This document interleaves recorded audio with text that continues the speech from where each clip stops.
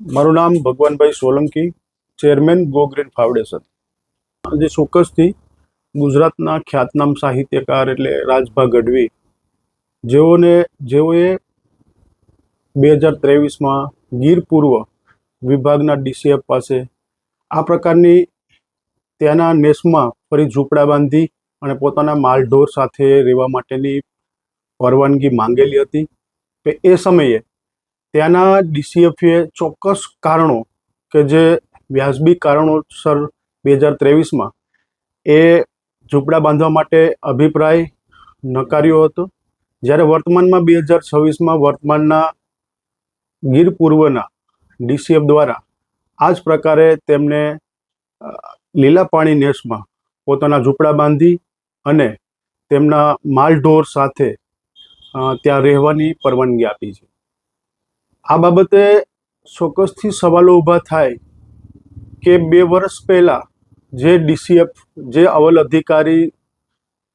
ચોક્કસ કારણો દર્શાવીને જે અરજી છે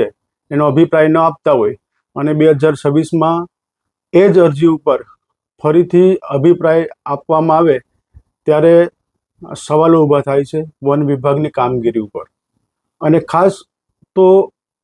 કોઈ સામાન્ય વ્યક્તિ પણ સમજી શકે કે ગુજરાતના ખ્યાતનામ એવા સાહિત્યકાર રાજભા ગઢવી જેટલું વૈભવી જીવન જીવે છે, ખૂબ સારી સુવિધાઓ છે એવું સામાન્ય લોકોને ખ્યાલ છે, ત્યારે ચોક્કસથી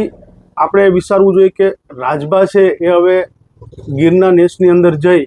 અને ગાયો અને ભેંસોને સરાવવાનું કામ નથી કરવાના. તો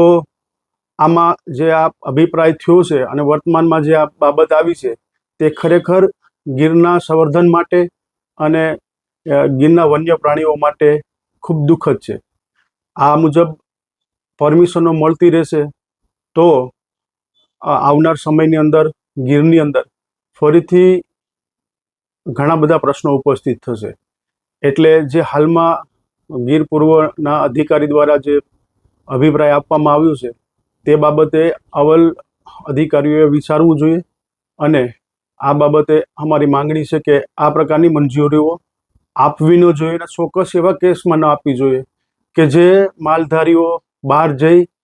અને સેટલ થયા છે, સરકારી જે સેટલમેન્ટની સહાયોનો લાભ લીધો છે અને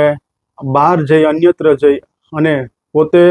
સુખ સુવિધાઓથી અને પોતાના બીજા અન્ય બિઝનેસની અંદર